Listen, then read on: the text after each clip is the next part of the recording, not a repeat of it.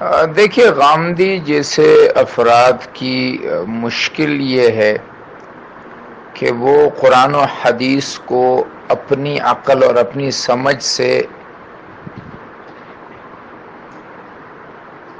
اس کی تعبیر، اس کی تشریح کرنا چاہتے ہیں۔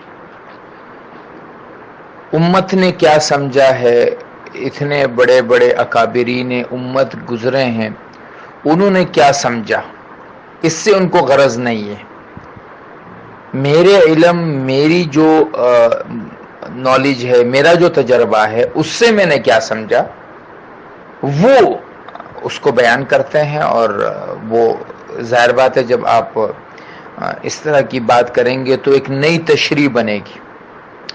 میں گزشتہ 15 دن پہلے ایک جگہ، ایک شخص ہے، یہ آپ کے سوسائٹی میں جو قبرستان ہے مین اللہ والی چرنگی کے پاس، اس کے پیچھے اس کی جگہ ہے IIPC، شیخ محمد شیخ کے نام سے، اس ایک نیا فتنہ ہے، وہ بھی قرآن کی بات کرتا ہے۔ مجھے کوئی ایک ساتھی لے کر گئے ان کے پاس، تو وہ شخص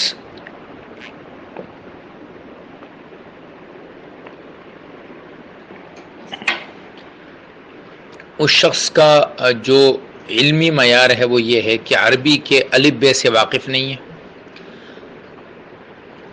تورات کوئی کتاب نہیں ہے، تورات تو قانون کا نام ہے۔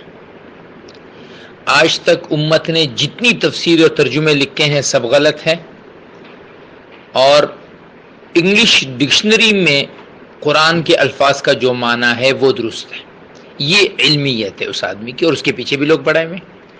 تو غامدی کی کچھ باتیں ٹھیک ہے، لیکن اوور آل غامدی جو ہے وہ اپنی ذہنیت کا پیروکار ہے، اور جب آدمی اپنے ذہن پہ چلنا شروع کر دیتا ہے تو پھر وہ دین کی نئی نئی تشریحات کرتا ہے۔ اور ظاہر بات ہے ایسے لوگ آج کل ان کی مارکیٹ بڑی زیادہ ہوتی ہے، جب وہ دین کی نئی تشریح کریں گے، دین کے بارے میں نئی باتیں نکالیں گے، اور لوگوں کو یہ بتائیں گے کہ وہ جیسے بھی ہیں وہ ٹھیک ہیں، اور جو دین کی تشریح امت کرتی بھی آ رہی ہے، مولوی کرتا ہوا آ رہا ہے، وہ غلط ہے۔ تو لہٰذا غامدی سے اگر دور رہا جائے تو یہ انسان کے ایمان اور عمل کے لیے بہتر ہے۔